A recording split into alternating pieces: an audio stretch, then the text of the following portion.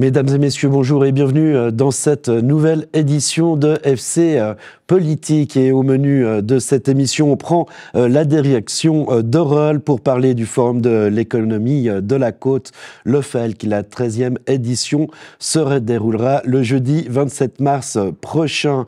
Et l'on accueillera Frédéric Dreyer, responsable innovation et partenariat à l'EPFL, pour nous parler des enjeux liés à l'innovation et à la transition digitale, des enjeux qui impliquent des politiques locales et régionales. Mais tout de suite, l'on part à Nyon pour parler de Pertan, le nouveau préavis, second préavis concernant cette mouture municipale du parking enterré a été déposé au dernier conseil communal. Et pour en parler, j'ai l'extrême plaisir de recevoir deux invités, dont vous, Joël Vetter. Bonjour. Bonjour. Vous êtes conseiller communal du parti Les Verts, et évidemment Sacha Soldini, dont c'est une thématique de choix, ce parking Pertan. Je rappelle que vous êtes également conseiller communal, mais pour le groupe UDC. Bienvenue Sacha Soldini. Bonjour Florian, merci pour l'invitation. Voilà, on en avait déjà parlé il y a tout juste un an. À l'époque, l'on apprenait que la municipalité se recentrait sur l'essentiel, un parking et un parc. Désormais, le préavis, comme je l'ai dit, a été déposé. Je vous propose de vous rafraîchir la mémoire en compagnie de Stéphanie Schmutz, qui nous présente les contours de ce projet. Ce nouveau projet fait suite aux remises en question qui avaient été faites du premier projet à propos du patrimoine, tant des constructions que patrimoine arboré. Nous avons dû redéfinir un projet plus simple, sans la galerie commerciale, sans la médiathèque, tout ça pour conserver ce patrimoine. Alors il reste l'important, je dirais l'essence même du projet, c'est-à-dire en parc vert, parc qui lutte contre ce point chaud qu'est le parc Pertan à l'heure actuelle, donc en parc de verdure, et puis les 450 places de parc en souterrain. L'emplacement du parking était un enjeu majeur, puisqu'il fallait à la fois conserver les arbres, ce qui n'était pas le cas du projet précédent, qu'il fallait conserver une grande partie pleine terre. Donc plusieurs études ont été faites pour définir l'emplacement, un emplacement qui permettait une entrée proche de l'arrivée des véhicules au centre-ville, pour empêcher que les véhicules, la circulation fasse le tour du parc Pertan comme c'est le cas à l'heure actuelle. Donc on aura une entrée proche de la salle communale, et puis ensuite 3 étages de parking, plus un étage à définir encore pour assumer les 450 places. Il va nous falloir maintenant un peu plus d'une année pour d'abord attendre la réponse du conseil. Si celle-ci est favorable, encore un peu plus d'une année pour réaliser ces études et arriver avec un projet cette fois-ci consolidé pour pouvoir demander un préavis de construction. Eh bien voilà, messieurs, un parc et un parking, 2 éléments dont on va discuter. Alors, par quoi on commence ? Je vous propose de commencer par le parc, puisque ça semble être le plus gros consensus, en fait, sur ce projet. Sacha Soldini, j'imagine qu'un parc, ça vous contente. Joël Vetter, j'imagine également que ce parc vous contente. Vous êtes on peut dire, 2 extrêmes du Conseil sur cette thématique de l'urbanisme, et puis de remettre du vert au centre-ville. Alors, messieurs, là, le consensus est là. Sacha Soldini. Bien sûr, j'ai envie de dire, enfin, je crois que cette place Pertan a toujours été une place réservée aux habitants. Tout d'abord, c'était une place d'armes, un stand de tir, une place de rassemblement dans le cadre militaire, encore à l'époque. Après, il y a eu des énormes foires qui ont été faites sur cette place au début du siècle passé. On voit que ça va revenir un petit peu comment c'était avant les années 60, quand ça a commencé gentiment à être morcelé et transformé en place de parc à ciel ouvert. C'était une prairie, et je pense que les habitants du centre-ville seront extrêmement satisfaits de retrouver une prairie en centre-ville. On ne peut que se réjouir de ce projet. Personnellement, ça me convainc encore plus que d'avoir des édicules sur ce projet, sur le précédent projet, à savoir une médiathèque est comment une galerie commerciale, mais surtout une médiathèque. On voit qu'on a de la chance maintenant à Nyon de pouvoir imaginer déplacer la bibliothèque, la ludothèque dans les anciens locaux qui ont été libérés du côté de l'avenue Réverdil, l'ancienne école Moser. Donc ça, c'est un énorme avantage pour la ville de pouvoir regrouper ça et de libérer tout cet espace en centre-ville pour donner, comme on le dit, un poumon de verdure en centre-ville qui pourra être approprié, utilisé par un maximum de gens pour... déjà pour flâner et puis pour peut-être pas organiser des événements. Voilà, événements, manifestations. Joël Vetter, qu'est-ce que vous avez à rajouter à ce que Sacha nous a longuement expliqué? Je crois que sur ce principe-là, on est d'accord. Enfin, il y a une convergence. C'est une forte attente, je pense, de la population lyonnaise d'avoir un lieu de verdure aussi emblématique en plein centre-ville. Notamment pour lutter contre les îlots de chaleur qui deviennent un gros problème aujourd'hui, mais aussi pour favoriser la convivialité, la rencontre, peut-être des événements culturels et vraiment créer du lien au centre-ville. Donc je crois que sur la question du parc, on a l'air très en accord entre les différents partis, a priori. Voilà, et maintenant, l'on passe au point qui fâche, évidemment, c'est ce parking et surtout ce dimensionnement. 450 places. Alors si je reprends les mots du syndic de Nyon, Daniel Recella, c'est un dimensionnement idéal pour personne, mais acceptable pour tous. Joël Vetter, j'ai quand même envie de savoir, 450 places, c'est une jauge idéale? Alors non, je pense que c'est un peu trop. C'est difficile aujourd'hui de fixer ou de parler d'un chiffre précis par rapport à la jauge, parce qu'il faudrait aussi pouvoir disposer d'une analyse un petit peu plus complète sur l'état d'occupation des différents parkings, et pas seulement le parking de Pertan.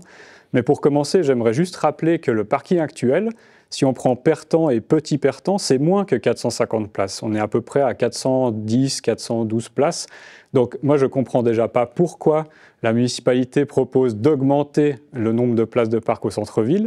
Elle ne nous dit pas, est-ce qu'elle va compenser en supprimant des places ailleurs? Peut-être que c'est le cas, mais ça n'est pas dit aujourd'hui et c'est un peu gênant. Et d'autre part, j'aimerais aussi rappeler qu'à 50 mètres du parking Pertan actuel, il y a un autre parking qui est celui de la gare de Nyon, qui fait 580 de place. C'est un énorme parking qui est dans un immeuble, je ne sais pas si tout le monde voit, qui est à côté, sur plusieurs niveaux, mais pas en souterrain, qui est dans un immeuble. Et ce parking, il est loin d'être plein, la journée notamment, mais par exemple, j'y suis passé samedi dernier, c'est quand même l'heure de pointe où les gens viennent au marché, viennent faire leurs achats au centre-ville. Et je pense qu'il faut de toute façon préserver un accès au centre-ville aussi pour les voitures, ça, il n'y a pas de doute là-dessus, il faut faire vivre le centre-ville. Mais au moment où parking Pertan était plein, samedi dernier, il restait 300 places dans le parking de la gare. Donc on a un potentiel aussi de mieux utiliser l'existant, et je pense qu'il faudrait pouvoir tenir compte de l'existant et de son optimisation pour bien dimensionner le parking de Pertan. Mais alors, pour revenir sur cette question essentielle de cette jauge, pour vous, la jauge idéale à Pertan, ce serait laquelle? Alors, c'est difficile d'articuler un chiffre. Alors, à minima, je pense qu'il y a 1 ou 2 étages de trop dans ce parking tel que proposé. Donc c'est quoi, 100, 200 places? C'est difficile. Pour vous dire, au sein des Verts, il y a des gens qui disent qu'il ne faut pas de parking. Donc ça va de 0 jusqu'à un chiffre qui est peut-être de 300 ou quelque chose comme ça. Donc voilà, pour vous dire qu'aujourd'hui le débat s'ouvre et je pense que c'est très sain d'en débattre, c'est normal. Et puis il y aura sans doute un compromis qu'il va falloir trouver. Mais moi je dis que d'abord il faut aussi tenir compte des parkings existants, parce que ça ne sert à rien de construire un nouveau parking si on peut déjà mieux remplir les parkings existants qui sont juste à côté. Qui sont autour. Sacha Soldini, alors c'est pas du tout votre point de vue. 450 places, c'est pas du tout ce qu'il faut. Il en faut beaucoup plus, ces places. Mais malgré tout, Joël Vetter a soulevé un élément important. Il existe déjà une offre qui n'est pas finalement saturée. Alors, pas saturé, ça dépend des jours. Bon, il faut savoir que ces deux grandes offres, c'est la Combe et puis le parking du Silo, vers la gare, c'est des parkings privés. Donc, quelque part, ça fait des années qu'on parle d'enterrer ces voitures à Pertan. Je rappelle quand même que dans les années fin 60, il y avait un projet pour 600 places à Pertan. Justement, Sacha, je vous interromps 30 secondes. Vous avez été faire, j'allais dire, vos courses aux archives communales et vous nous avez transmis des documents qu'on va voir à l'écran, effectivement. À partir des années 60 jusque dans les années 80, les projets de parking se sont succédés avec pléthore de places. Et je vous laisse reprendre la parole. Voilà, donc il y a évidemment des projets qui sont succédés. On n'est pas au premier projet d'enterrer Pertan. Dans les années 60, on parlait de 600 places. Fin 80, il y avait des études qui ont été entreprises par des bureaux privés et même un sondage à la population qui avait été fait. On parlait il y a une étude qui proposait même 1340 places pour un budget total bien plus bas qu'aujourd'hui. Donc on était quelque chose comme 30 millions. 33 millions exactement. Donc il y a toujours eu une demande de places en centre-ville de Nyon. On voit que ces derniers temps, on a supprimé des places en voirie pour pacifier certains espaces en centre-ville. Il faut, à mon avis, prendre en compte qu'on va continuer certainement à le faire dans le futur. Il y a certains projets qui sont en cours pour continuer à supprimer ces places en voirie.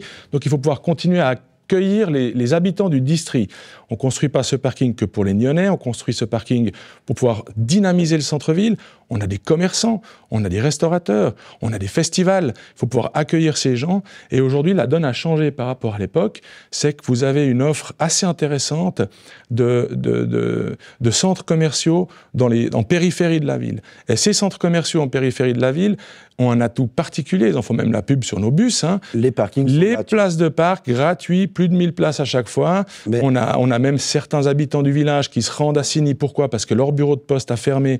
Donc évidemment, ça a été déplacé à la poste de Signy Centre. Et une fois qu'ils sont sur place, ils font tout le reste qu'ils ont à faire à Signy Centre. Mais Sacha Soldini, je m'excuse de vous interrompre. Vous avez cité ces études, ce sondage par exemple qui date des années 80, 1300 places. Sérieusement, c'est beaucoup trop. Là, vous n'allez pas aller jusqu'à demander 1300 places en commission via votre groupe. C'est quoi, vous, votre jauge idéale ? Alors pour moi, la jauge idéale, ça serait un minimum de 600 places. 600 places, c'est très intéressant parce que finalement, c'est un quart de plus qu'actuellement.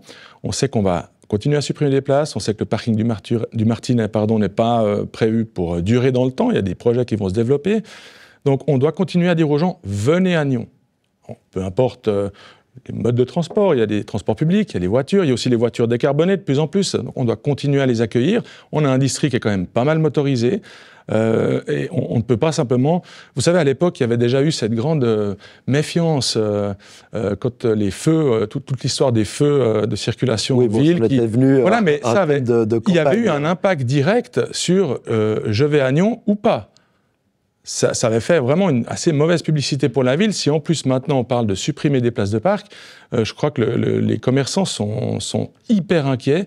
Et ce qui est très important de relever aussi là-dedans, c'est que dans l'étude qui est proposée par la municipalité, je finis juste avec ça, il y a quelque chose qui est prévu pour comment faire pour rendre provisoire les places de parc, pour remplacer ce qui est sur Pertan pendant les travaux. Donc quand j'entends qu'il y a certains... Voilà, non, mais non, on n'aura jamais le quota pour les remplacer. Et quand j'entends que certains verts proposent même 0 place, ça veut dire là, que les feux se dressent sur la table. Non, c'est pas ça, mais je trouve qu'on arrive dans des propositions extrêmes. Ok, extrêmes, des propositions extrêmes. Est-ce que c'est extrême finalement 0 place? Et puis finalement, on sait très bien qu'on a besoin d'espace. Pourquoi ne pas faire payer aux voitures le fait de creuser sur plusieurs étages, quitte à plus tard à diminuer le nombre de places et garder ces espaces pour du stockage, voire il y a des fermes qui se développent dans des espaces clos, etc., et faire pousser des salades. Oui, non, mais je pense que nous, on n'a pas une posture idéologique par rapport à ça. Il faut vraiment avoir une approche pragmatique. On doit pouvoir dimensionner un parking en tenant compte de l'existant. Maintenant, moi, je rejoins Sacha Soldini sur les inquiétudes des commerçants. J'entends ça. Comment vous y répondez avec les Verts? Je pense qu'il y a d'abord une première chose, c'est que les difficultés aussi des commerçants au centre-ville, il n'y a pas que la question du stationnement ou de l'accès au centre-ville, il y a aussi la question du commerce en ligne. Donc je pense qu'il y a le premier ennemi du commerce de proximité, c'est le commerce en ligne, tout d'abord. Alors justement, on veut développer la ville du quart d'heure, tout doit être accessible à peu près un quart d'heure. Oui. Ensuite, bien sûr, il faut préserver l'accessibilité au centre-ville, non seulement en voiture, mais aussi en transport public, à vélo. Là, on a encore des grandes marges de progression pour offrir des alternatives à la voiture. Par exemple, les bus à Nyon, en semaine, c'est tous les quarts d'heure, mais le samedi, c'est toutes les demi-heures. Pour le district, on est à peu près sur les mêmes choses. La semaine, vous avez des bus toutes les demi-heures, parfois même tous les quarts d'heure. Et puis le samedi, c'est toutes les heures. Mais on pourrait faire des efforts encore pour améliorer l'accès au centre-ville. Alors ça serait augmenter peut-être le prix des billets aussi, parce que passer au quart d'heure... non, il faut garder des choses attractives, donc il faut pas que ça soit non plus des reports de charges sur les usagers. On a aussi voilà, des moyens qu'on peut allouer à ce genre de choses. Maintenant, vous dites, OK, alors il y a un dimensionnement de parking souterrain. La municipalité, effectivement, proposait peut-être de le faire de façon évolutive. Mais ça veut dire quoi si vous faites un stockage de marchandises sous la place Pertan? Ça veut dire qu'il faut que des camions qui livrent ces marchandises puissent y accéder. Donc vous allez augmenter le volume de ce parking. Ça va faire encore plus de matériaux d'excavation. J'ai déjà fait un petit calcul comme ça, mais si on prend la surface qui est indiquée dans le préavis plus la profondeur du parking tel qu'il est proposé actuellement, ça fait déjà 5000 camions pour aller sortir tous les matériaux d'excavation dont on ne sait pas où les mettre, parce que personne ne veut des décharges de matériaux d'excavation dans sa commune. Et on ne sait pas ce qui va être dessous. Donc, voilà, il y a encore la surprise du souterrain, on parle d'une nappe phréatique, donc moi je suis assez inquiet de ce côté-là, sur les impacts aussi du chantier, sur l'environnement de tout ce projet. Et il y a encore un point sur lequel on n'a pas encore parlé, c'est le coût. Voilà, alors j'allais y venir justement au coût, parce que là on a dressé un petit peu le tableau. Le projet est estimé à 55 millions de francs pour la totalité, dont 31 millions de francs pour le parking. Oui, mais donc c'est 60% du coût du projet, c'est le parking. On veut un parc, très bien, on est tous d'accord et on se réjouit d'avoir un parc. Est-ce que ça vaut de payer 31 millions pour un parking? C'est énorme, 31 millions. Donc je disais tout à l'heure, est-ce qu'on peut peut-être utiliser cet argent à meilleur escient, faire un parking un peu moins grand? Moi, je ne dis pas qu'il faut forcément ne pas faire de parking. Voilà, il y a des nuances aussi à apporter là-dessus. Mais peut-être voilà, renforcer avec cet argent l'accès en transport public. Prendre quelques millions pour les transports publics. Par exemple. Mais en tout cas, je trouve que ce coût, il est très élevé. Je suis un peu étonné que la droite ne réagisse pas là-dessus, parce que souvent, c'est son sujet de prédilection. Dès qu'on propose de faire des dépenses, c'est trop cher. Et là, pour un parking, visiblement, c'est il n'y a pas de prix. Sacha Soldini, il n'y a pas de prix pour un parking. Non, mais alors je vais essayer de rebondir sur tout ce qui a été dit. Il y a trois choses, en fait. D'abord, le prix. Alors, le prix, évidemment, il y a un coût. Tout a un coût. Mais il faut bien savoir qu'un parking souterrain, comme il est prévu de réaliser à Pertan, c'est une des rares choses qu'une collectivité construit qui est rentable. Hein. C'est pas gratuit le stationnement. À terme, quand même. Ouais. Voilà, mais ça, oui, mais ça fait des rentrées financières, un parking souterrain. Enfin, j'entends tous les parkings font des rentrées financières, et ça, c'est pas à fond perdu. Maintenant, concernant les transports publics. Alors, vous parlez de développer les transports publics, oui, mais la personne qui désire se rendre en ville avec ses enfants, qui veut aller faire les grandes courses du week-end, par exemple, aura tendance aujourd'hui qui vient peut-être du reste du district, à se retourner vers les centres en périphérie, même pour Denion, ou simplement Sinisante, Chavannes pour les autres. Donc ça fait un manque à gagner pour le commerce du centre-ville nyonnais. Vous avez parlé de la vente en ligne, mais il n'y a pas que ça qui les péjore aussi. Il y a le fait que de plus en plus, les gens, même les restaurateurs, les gens commandent chez les restaurateurs à manger chez eux, mais ça c'est une perte aussi pour les restaurateurs parce qu'ils ne vendent pas de boissons. Donc une perte Souvent, financière comme ça, aussi de la part Vous avez aussi l'autre phénomène, alors c'est la vente en ligne, le phénomène que les gens se retournent vers les commerces en périphérie. Et une problématique aussi importante, c'est que les loyers des surfaces commerciales à Nyon sont extrêmement chers. Donc c'est encore une charge de plus sur les commerçants. Et j'aimerais juste terminer pour dire qu'un commerçant qui est dynamique, en forme, c'est un commerçant qui paye des impôts. Donc finalement, c'est une économie qu'il faut préserver, et je n'ai pas envie de dire qu'il faut juste la préserver, j'ai envie de dire qu'il faut dynamiser cette économie nyonnaise.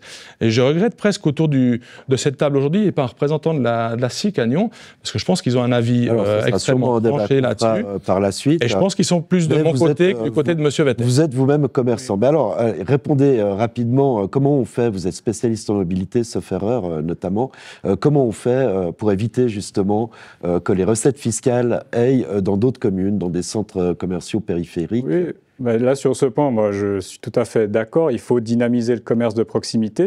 Vous parliez de ville du quart d'heure ou ville des courtes distances tout à l'heure, absolument d'accord. Mais du coup, je suis un peu surpris. C'est un peu le paradoxe du discours de Sacha Soldini, c'est que il veut plus de voitures au centre-ville, mais qu'est-ce que ça va avoir pour conséquence? Ça va avoir pour conséquence plus de pollution, plus d'encombrement, plus de problèmes de cohabitation avec les piétons, avec les vélos. Ça, c'est pour un constat, c'est vrai, mais pour dynamiser ce commerce, pour éviter qu'ils partent mais justement, pour dynamiser, il faut des espaces publics de qualité qui offrent une part belle à la mobilité à pied. Et ça suffit pour faire venir les gens. Il y a des études qui montrent que si vous offrez des espaces publics de qualité pour permettre de marcher devant les commerces sans être encombré de véhicules qui stationnent devant, bien, il y a plus de propension à aller faire des achats, à faire vivre aussi le commerce local. Mais ça ne veut pas dire qu'il faut plus de voitures au centre-ville, c'est pas ça que je dis, c'est simplement une question de proportion. Et moi, je trouve un peu étonnant dans ce projet de parc, je trouve qu'il manque en fait le lien entre le parc futur et le centre-ville historique. Et on devrait, à mon sens, étendre un petit peu le périmètre, par exemple la rue Pertan, la rue Neuve, pour retravailler ce lien. Alors, vous trouvez en fait que c'est pas assez ambitieux à vous entendre.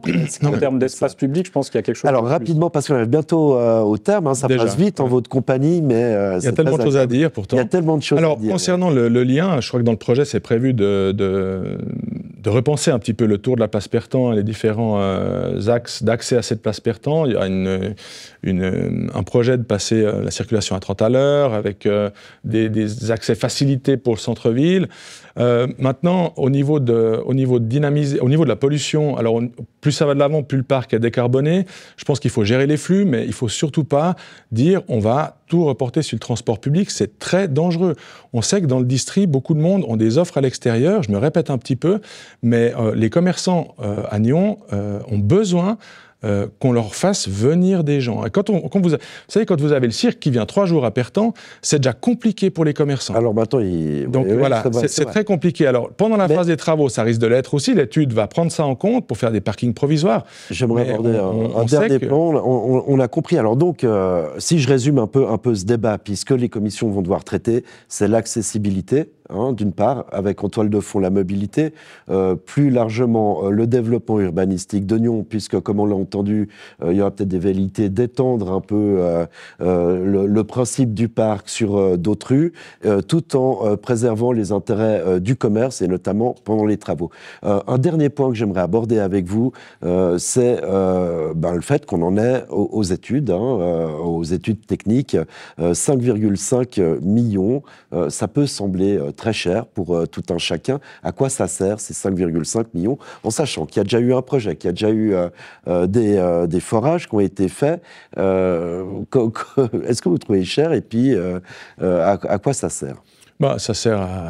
évidemment, il y a les études techniques, il y a les études environnementales, il y a les études de mobilité, de trafic. Il y a aussi... on sait généralement que des crédits d'études pour un projet emblématique, c'est à peu près 10%, donc on est quelque part dans le tir. Et les études vont aussi servir à savoir comment accueillir les gens pendant les travaux. C'est ça aussi. Joël Vetter, pour vous, ces études, à quoi elles doivent servir? Est-ce qu'elles c'est cher, 5,5 millions? Bon, écoutez, je peux pas me prononcer sur... Enfin, il y a des experts, des gens du métier qui ont défini ces chiffres. Je ne les remets pas en question a priori. Il faut juste qu'on examine un petit peu plus, effectivement, à quoi ça va servir. Mais je pense qu'il y a quand même un point qui me paraît important, c'est que il faut aussi que ces études, elles prennent en compte ce que je disais tout à l'heure. Par exemple, vous prenez la rue Pertan aujourd'hui, qui est un des axes principaux entre la place Saint-Martin et Pertan.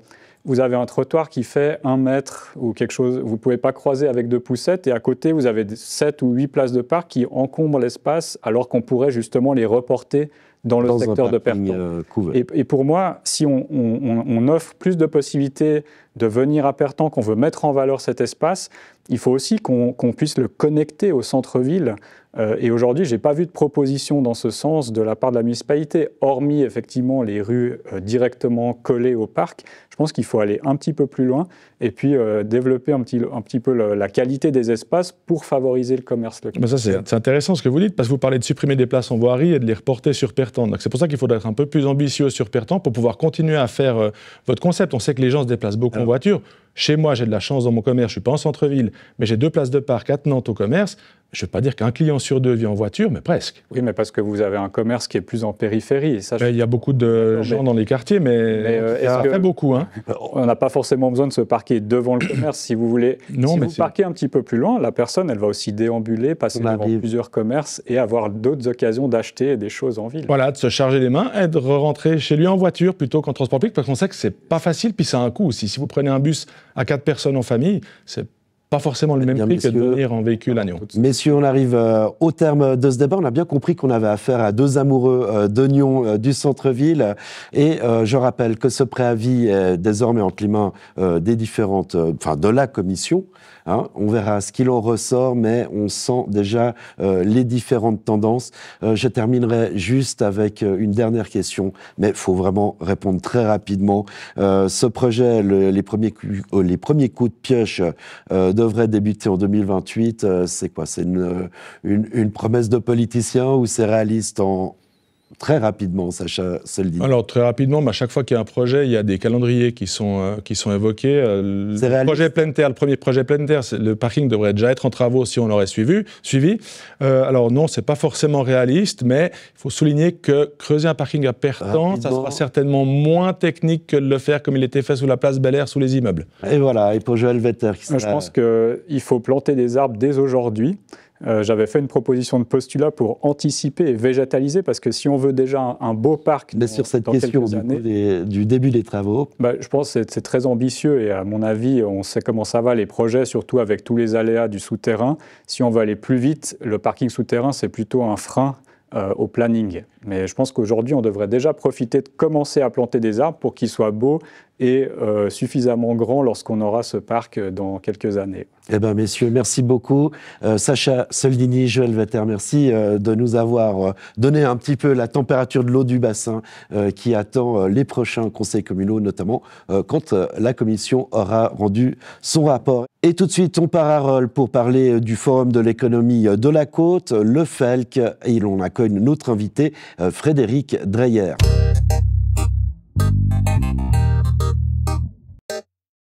Frédéric Dreyer, bonjour. Bonjour.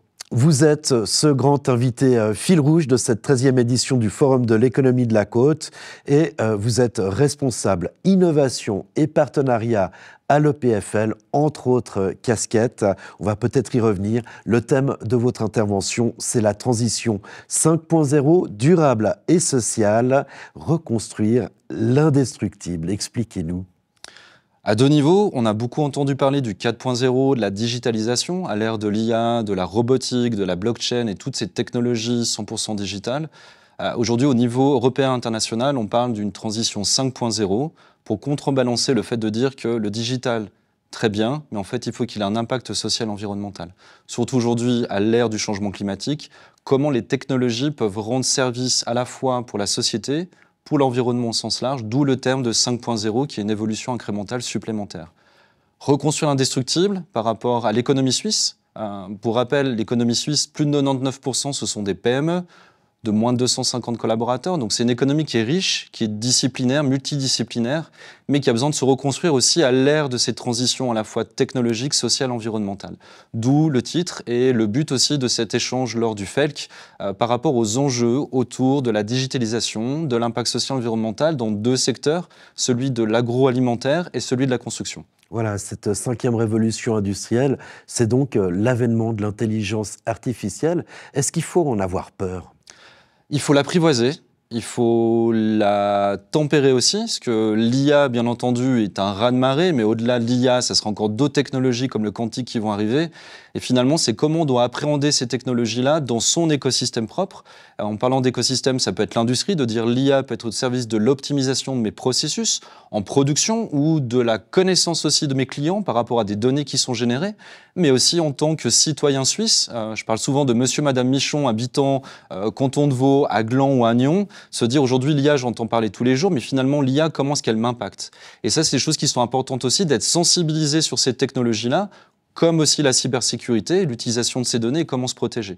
Donc finalement, cette notion d'IA, elle est très large, mais c'est la technologie de nouveau au service de l'humain, de la durabilité de l'économie. Alors justement, par l'exemple, hein, je suis syndic d'une commune, vous avez cité Gland par exemple. Comment j'intègre l'IA et à quoi elle me sert ? En tant que politique, l'IA, comme toute entreprise privée aussi, a une utilité en tant qu'institution pour peut-être mieux gérer aussi ces flux d'informations, mais la manière aussi d'opérer une commune.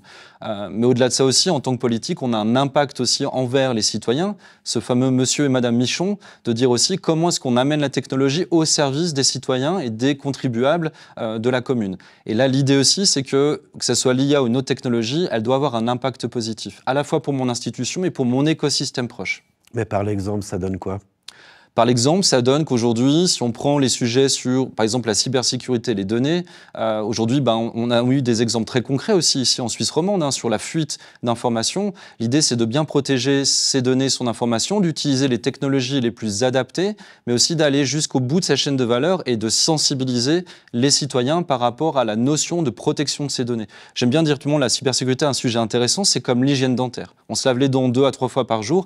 La cybersécurité aussi, il faut avoir des bonnes pratiques pour protéger ces données et de savoir où c'est aussi qu'elles vont être utilisées et de quelle manière. Alors, si je vous entends bien, le rôle premier, au premier échelon de la politique communale, c'est de réduire la fracture numérique, que les concitoyens, finalement, n'aient pas l'impression d'être complètement déconnectés de cette intelligence artificielle et qu'ils se rendent compte qu'elle est présente au quotidien. C'est un point qui est hyper important pour le politique. De nouveau, on peut regarder à différentes échelles. Il y a l'échelle nationale, fédérale, jusqu'à la commune et de manière beaucoup plus locale et précise. À l'échelle nationale, c'est beaucoup des notions autour de la régulation, de la réglementation. Comment utiliser les technologies de la bonne manière pour respecter aussi le droit et la liberté des utilisateurs dans un contexte légiféré. Quand on vient à l'échelle plutôt communale, là, l'enjeu, c'est vraiment d'éviter que monsieur, madame Michon ou les personnes qui sont de manière très proche soient complètement perdues par rapport à ces technologies-là, de pouvoir les utiliser de la bonne manière, au bon endroit, au bon moment. Et il y a un côté non pas régulatoire de ce côté-là, mais un côté informatif, un côté de sensibilisation et surtout de bien mettre en avant auprès de la population pourquoi cette technologie-là est utile et nécessaire dans ce contexte local par rapport à des enjeux à la fois économiques, sociaux et environnementaux. Voilà, éviter d'être largué par ces nouvelles technologies. Autre exemple, si je suis un petit commerçant, je fais du commerce local, comment l'IA peut-elle m'aider ? Comment cette 5e révolution industrielle peut-elle être profitable à mon commerce ? C'est une bonne question, parce que du coup, c'est vrai que l'IA, on entend beaucoup parler par rapport à des grandes institutions, mais de manière très locale, aujourd'hui, un commerçant, il a aussi des données. Des données qui sont très riches. D'ailleurs, on dit souvent les données, c'est le pétrole, c'est de l'or. Et en tant que commerçant, des données, on en produit tous les jours. En tout cas, on en agrège tous les jours, qui sont des données de vente, de savoir quel type de denrées on a vendu dans tel type de contexte. Aujourd'hui, il y a des projets qui se développent, basés sur l'IA, pour permettre à des commerçants locaux de pouvoir commander les bonnes quantités de denrées alimentaires périssables pour éviter d'avoir des non-ventes. Finalement, l'IA va se baser sur les données de vente sur les dernières années du commerce local, sur la météo, qui a un impact énorme aussi sur la typologie de produits qu'on va vendre, de denrées alimentaires par exemple, mais aussi sur tous les événements autour. Par exemple, on prend du côté de Nyon, quand il y a le Palo Festival, il y a sûrement une recrudescence au niveau de certains types de commerces et autres. Et l'idée, en fait, l'IA peut aider de manière, ce qu'on dit prédictive ou prescriptive, de prédire ou de donner une prescription de quelles seraient les denrées à commander pour éviter des pertes, mais surtout d'optimiser les ventes. Et ça, c'est des choses qui sont peut-être très lointaines pour des petits commerces, mais des choses qui sont très faciles à mettre en place via des outils digitaux, qui sont des outils d'aide à la décision. Mais tout de même, on dit avoir la bosse du commerce ou ne pas l'avoir. Est-ce qu'il n'y a pas un risque d'uniformisation si tout le monde utilise l'IA, puisque ça se base sur le pot commun des données ? Il y a des données qui sont très spécifiques aussi, mais ce qui est important de dire, c'est qu'au-delà du digital, il y a l'humain au cœur de tout ça. Il y a encore l'humain. Bien sûr, et c'est important qu'on garde l'humain. Et du coup, c'est aussi un de ces buts du 5.0, c'est de garder aussi le côté, ce qu'on dit human-centric, d'être orienté sur l'humain, d'être au service de l'humain. Et finalement, ce qui fait aussi la distinction d'un commerce, c'est le côté chaleureux de l'accueil qu'on peut recevoir, le côté empathique, et puis surtout la différenciation aussi des produits qu'on va amener et l'histoire qu'on va amener autour de tout ça. Donc finalement, le digital est un outil d'aide à la décision, mais ne remplacera pas l'humain. L'IA n'est pas là pour remplacer l'humain. L'IA ne sera pas capable d'avoir ce côté empathique, anthropologique ou sociologique, mais ça permet surtout d'optimiser les flux et d'optimiser finalement sa pérennité sur le côté financier. Est-ce qu'on pourrait dire, finalement, pour résumer votre pensée, qu'au cœur de cette révolution, cette 5e révolution industrielle, il y a l'humain? Il y aura toujours l'humain, et j'espère qu'il y aura toujours l'humain au milieu de tout ça, mais c'est un des buts de protéger l'humain par rapport à toutes ces notions-là. De nouveau, le réglementaire, le légal est aussi hyper important, de protéger les droits et devoirs des êtres humains ici sur Terre, mais de faire de la technologie pour le bien de la société, au-delà de peut-être certaines déviances possibles. Et justement, cette régulation, elle passe certainement pas par le premier échelon communal, c'est au niveau national. Est-ce que la Suisse est armée pour faire face à cette révolution? En tout cas, de ce que je vis au quotidien, aussi bien que des offices fédéraux au niveau fédéral, il y a une vraie prise de conscience par rapport aux enjeux autour de ces technologies, de l'utilisation de ces technologies-là. Et en effet, la régulation, la réglementation est hyper importante. Et l'idée aussi, c'est que via des institutions comme les PFL, académiques, des ONG et des acteurs aussi comme monsieur, madame Michon, c'est de remonter les informations et d'aider aussi à mettre en avant les points de lumière où il est nécessaire de mettre en place très rapidement, de manière agile, une réglementation de régulation. J'aime beaucoup dire en Suisse, on a un pays hyper innovant, puisqu'on est toujours dans le top 3, voire toujours premier au niveau du pays le plus innovant au niveau des brevets, et on voit aussi au niveau des startups qu'on a aussi locales. Mais souvent aussi, le frein, c'est la régulation. La régulation doit être très agile aussi pour permettre aussi aux technologies de se déployer, mais toujours dans un contexte bien maîtrisé par rapport à l'impact environnemental et sociétal. La contrefaçon, c'est aussi l'image, c'est le son, ça peut être un peu tout et n'importe quoi. Est-ce qu'on est armé pour lutter contre cette contrefaçon générée par l'IA? Pas totalement, et je pense qu'il y a encore un gros travail là-dessus, en effet, sur toutes les fake news ou les deepfakes, on voit de plus en plus, d'ailleurs, au niveau des réseaux sociaux, de la mésinformation. Et là, l'idée aussi, c'est vraiment de bien travailler sur une curation de l'information en amont avant qu'elle soit diffusée, d'avoir une meilleure maîtrise sur cette chaîne-là. Et ça, c'est tout à fait juste. Là, il y a encore du job à faire là-dessus. Ouais. Alors, l'intérêt, c'est évidemment que l'humain parle à l'humain. C'est tout l'objectif, finalement, de ces présentations publiques que vous faites. Exactement. D'intéresser le politique, le grand public, les chefs d'entreprise au positif dans cette IA et au négatif. Ce qui est important, c'est ce qui va se produire au FELC, c'est de réunir toute une chaîne de valeur autour de la table, entre guillemets, ou lors de cette journée-là. C'est aussi avoir du politique, du privé, de l'académique et aussi de la citoyenneté et de pouvoir interagir. Ce que je dis souvent, c'est que la notion de changement, être acteur du changement, c'est d'être acteur dans la chaîne de valeur. Et c'est pas le politique seul qui pourrait réussir, c'est pas l'industrie seule qui peut le réussir ou l'économie, c'est tous ensemble en intégrant aussi le citoyen et que ça soit participatif. De plus en plus, on parle de participation citoyenne, elle est hyper importante et je pense que c'est aussi un des buts du FELC, c'est de réunir tout cet écosystème ensemble, de réfléchir ensemble et d'acter et d'avancer sur un changement positif à la fois pour l'économie et la société. Cette 13e édition du FELC se fera en présence de Guy Parmelin. Qu'est-ce que vous avez envie de lui dire à Guy Parmelin, à ce conseiller fédéral? Quel est le message? Aujourd'hui, de prendre soin de la citoyenneté, certes, de protéger l'économie, en effet, mais surtout de soutenir l'innovation. Soutenir l'innovation et l'éducation. Alors moi, je suis un fervent partisan en étant les PFL. Il y a des coupures budgétaires au sens large. Aujourd'hui, réduire le financement sur l'éducation et la recherche, c'est réduire la capacité de la Suisse de pouvoir continuer à se déployer et d'avancer encore plus vite sur tous ces enjeux sociétaux et environnementaux. Eh bien voilà, Frédéric Dreyer, on se réjouit que vous puissiez faire passer ce message à Guy Parmelin. Je rappelle que vous serez l'invité fil rouge de cette 13e édition du Forum de l'économie de la Côte, qui aura lieu le jeudi 27 mars prochain au Rezet Concert Hall à Rolle de 14h à 18h. Et quant à moi, eh bien, je vous donne rendez-vous la semaine prochaine pour une nouvelle édition de FC Politique. À mardi prochain.